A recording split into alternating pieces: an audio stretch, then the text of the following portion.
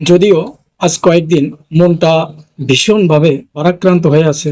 মুহুর্মুহু যে দুর্ঘটনা বাংলাদেশে ঘটেছে ঈদ পরবর্তী সময়ে বা ঈদের আগে, তার মধ্যে আপনারা সবাই জানেন দৌলতিয়া যে বাসটি পদ্মাতে পড়ে গিয়ে অকালে ঝরে গেল কিছু মানুষ।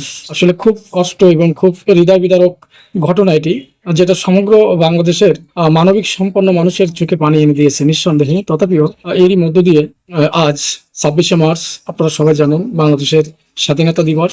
কিছু জিনিস আসলে ভাষায় প্রকাশ করা যায় না, যেমন এই ঘটনাগুলো ভীষণভাবে মর্মাহত করেছে আমাদের বাঙালি জাতিকে, বাঙালি জাতির বিবেকবান মানুষগুলোকে, এবং যাদের ভিতরে ন্যূনতম বিন্দুমাত্র বিবেকবোধ এবং মানবতাবোধ আছে তাদের প্রত্যেকের চোখে কিন্তু পানি এনে দিয়েছে। ঠিক তেমনি একটা জিনিস লক্ষ্য করলাম যে বাংলাদেশে যাদের হাত দিয়ে যে সংগঠনের হাত দিয়ে স্বাধীনতা অর্জিত হলো, এক শ্রেণীর মানুষ, এখানে বিভিন্ন শ্রেণী বিভাজন হয়ে গেছে। এক শ্রেণীর মানুষ বলছে যে 71-এর স্বাধীনতা আমরা মানি না, অথচ যে মানুষগুলো 71-এর স্বাধীনতাকে মানি না বলছে, সেই মানুষগুলো আপনার জাতীয় স্মৃতিসৌধে ফুল দিচ্ছে, যেটা বিভিন্ন মিডিয়া সেগুলো প্রকাশ করতেছে।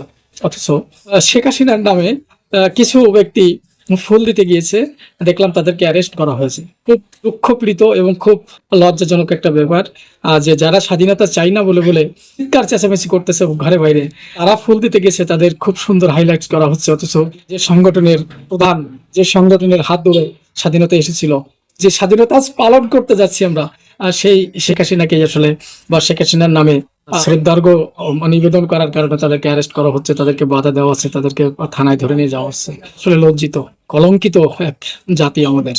জানি না শেষ হবে কি দিয়ে। তবে দূরভিসন্ধি চিন্তা যারা করে, যারা রাষ্ট্রকে নিয়ে ভাবনা ভাবনা করে, যারা রাষ্ট্রের ভবিষ্যৎ কিছু অশনির সংকেত যারা দেখতে পায়, তারা বিচলিত, তারা সত্যি খুবই শঙ্কিত।